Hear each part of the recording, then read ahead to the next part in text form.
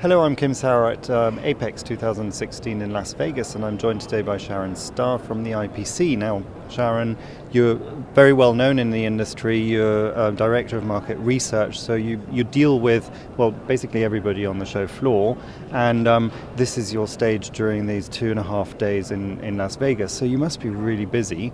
Oh, yes.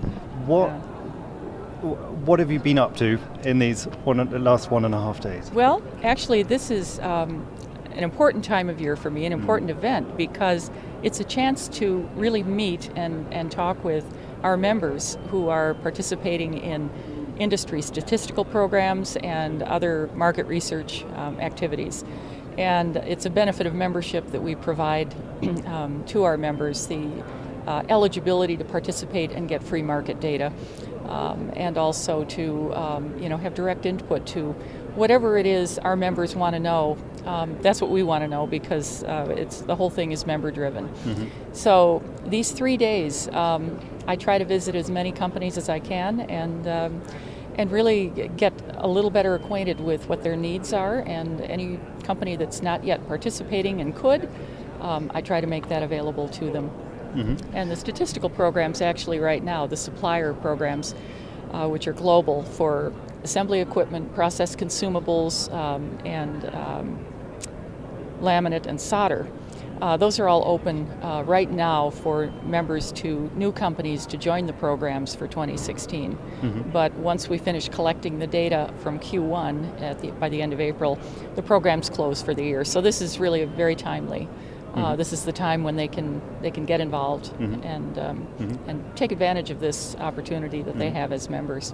Okay, so lots of projects in the making. Mm-hmm. There are lots of projects that you'll also be presenting the results of here at the show. Mm-hmm. Yes, actually I have a co-presentation tomorrow with Walt Custer, who is also very well known in the industry, far more than I think.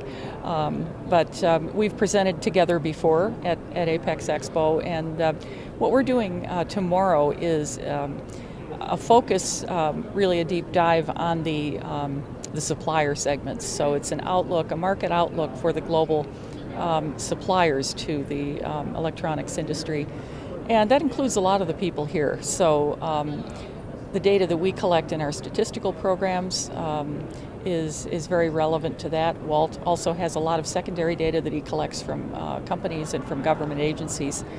So putting it all together is going to give, I think, a pretty good picture of how the various industry segments have been doing and what they can expect to see going on this year. Mm-hmm. Very valuable information, and really valuable to actually actively participate in the future research. So yes. Those companies that want to get involved, what's your advice? How do they approach it? Well, they can contact me or just write to marketresearch@ipc.org.